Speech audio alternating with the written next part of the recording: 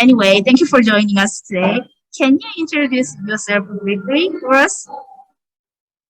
So thank you, Choi, and it's indeed a great pleasure to join today on this great discussion. And I'm Dr. Jyoti Bajpai. I'm a professor in Medical Oncology Department at Tata Memorial Cancer Center, Mumbai, India, and I'm having a great passion towards rare cancer care as well as immuno-oncology.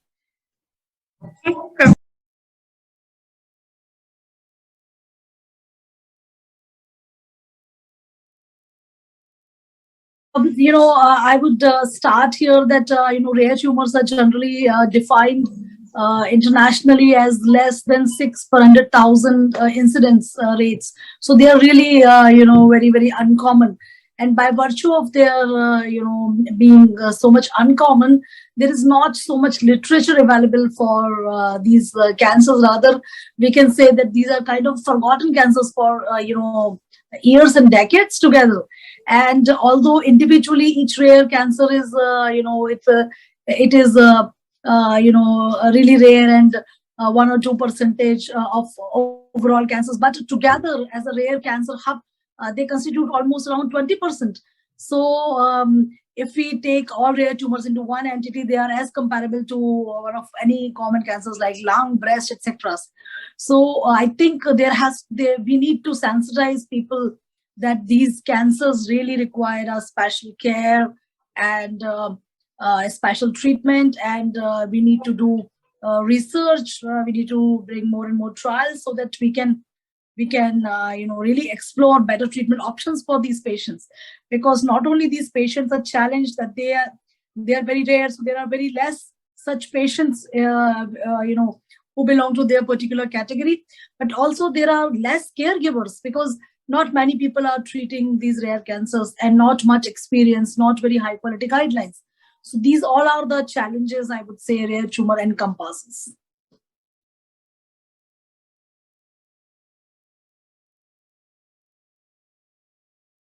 Very important question, and in the current era, we need to collaborate, especially as far as the rare tumors are concerned, because they are rare in each country, and individually when we conduct trials, there are very less number of patients to derive the meaningful inferences. So also doing randomized trials is difficult again because of being rare. So the good quality prospective and retrospective is also very very meaningful. And in this regard, I would like to mention 2 3 studies, like one by Tavbi, which is SARC 028, wherein in 84 patients, where 42 patients were of high grade soft tissue sarcomas, and it was seen that there are some subsets of these soft tissue sarcoma which has shown remarkable response rates, like undifferentiated pleomorphic sarcoma with around response rate of 40%, and also dedifferentiated liposarc, which are around 20%. So not all soft tissue sarcoma were found to be sensitive, but these subtypes were found to be very good clinical activity. So this gives a future hope that we perhaps should try immunotherapies in such cancers. Similarly, Dr. Ong Dang's group, they have used pembrolizumab in 100 plus patients, and it was found to be there were 10 subsets of rare cancers, different rare cancers. It was a basket trial, and they have found 14% partial responses, as well as additional 25% stabilization. So these are meaningful responses which were noted in this particular study. There is another study in metastatic squamous cell carcinoma, wherein semipilimab, another molecule which has shown a good 40% plus activity, body response rates. And in Merkel cell, again, pembrolizumab, 40% plus response rates, as well as avelumab, more than 60% response rates. So these are very difficult to treat rare tumors, wherein some studies have shown some light. And similarly, another study wherein alveolar soft part sarcoma, which is another rare subgroup of sarcomas, and I'm talking more about sarcomas because this is again very close to my heart. One of the tumor I treat in my practice. So they are, we know that they are not chemosensitive and it's challenging to treat them in clinic. But with axitinib and pembrolizumab, one of the studies has shown impressive responses as well as progression-free survival. So I think such studies which are being done in rare cancer, they show a ray of hope, and we should. And also they suggest that which are the tumors where in this particular class of drug, for example, immunotherapy or tyrosine kinase inhibitor, etc., they work, where we need to use combination, etc. So I think they are of paramount importance, and way forward is to collaborate. We need to internationally collaborate in such rare cancers to improve upon the care.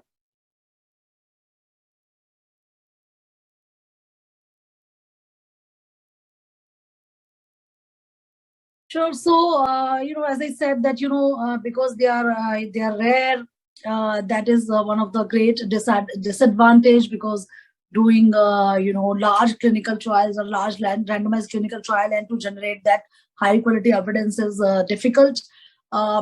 As far as, we probably the way forward is to do basket trials. I will give one example of tumor agonistic approval for pembrolizumab, wherein there is a marker MSI, which is high. So irrespective of tumor type, if this marker is expressed, FDA has given approval for using pembrolizumab. So these kind of things should be, we should be concentrating more often in rare cancers, so that many tumors can be studied based on their biomarker status or other characteristics. So this would definitely help in improving care and getting expedite drug discovery, etc., in such tumors. Also, I want to mention the international efforts in improving the prognosis. For example, Rare Tumor Europe, the mission, which is really started to take care of these forgotten cancers, and it has shown a good success, and it is very well recognized. It is spread its wings into Asia as well. So Rare Tumor Europe has come to Rare Tumor Asia, and there is collaborative efforts are going on. Similarly, there are other kinds of efforts. So as well, so in Europe as well as in US, there are attempts which are made to improve upon the prognosis of such rare cancer. And international rare cancer initiatives also established in 2011, which is also working towards improving prognosis. So I think these efforts should be from all over the world. The global collaboration is the key to success in such cancers.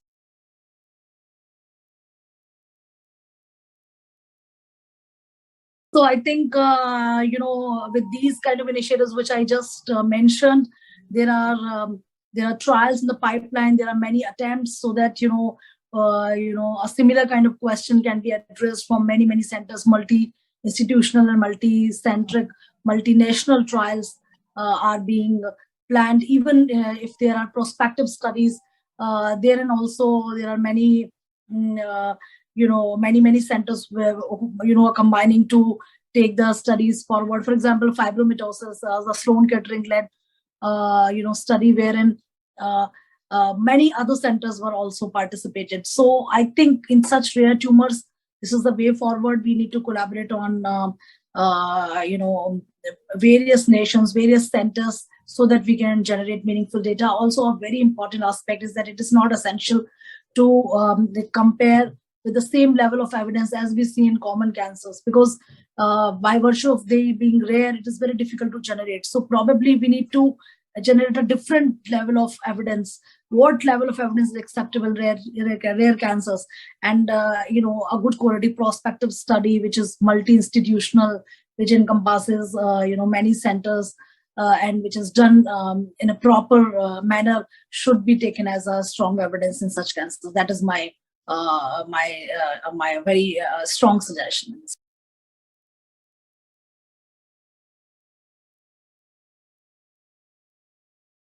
As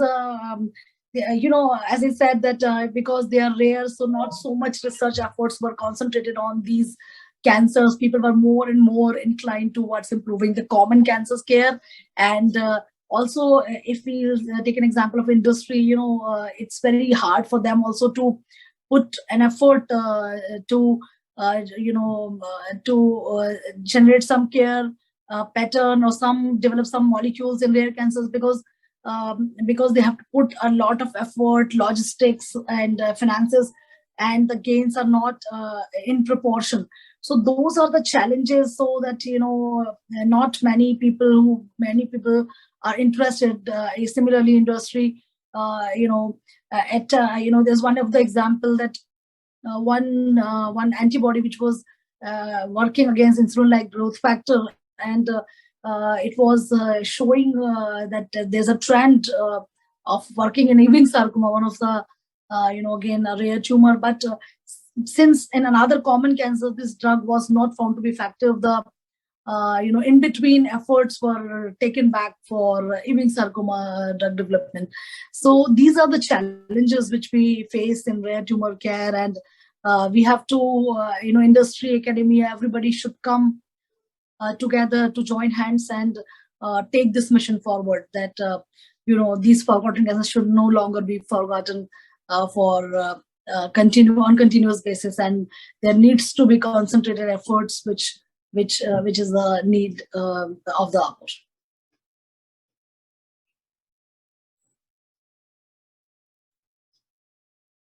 Anyway, thank you for your explanation and perspective about topics for IO and rare tumor. I think your team and you, just dedicated works, can broaden the international collaboration. Oncology, also many people can benefit from your achievement. Thanks so much for that. So anyway, thank you for joining us again, and have a wonderful day, and we see you a nice day. Hope you and your team are safe and healthy from COVID-19. Thank you so much indeed, and I think together we can make a difference. That's what is my take home, and we should not lose hope, and we should continuously doing efforts to make in progress in this niche area. And I really appreciate the efforts made from all the lead centers, including MD Anderson, including Tata Memorial Center where I'm working, including the European centers, including the big societies like ESMO, ESCO, SIDSI, and our own national society like ISMPO and IOSI. So all these national, international societies and people who are in authoritative position are having a very responsible role of taking this improvement in rare cancers as a mission statement, so that we can do a constant progress. Thank you very much. Okay, thanks so much.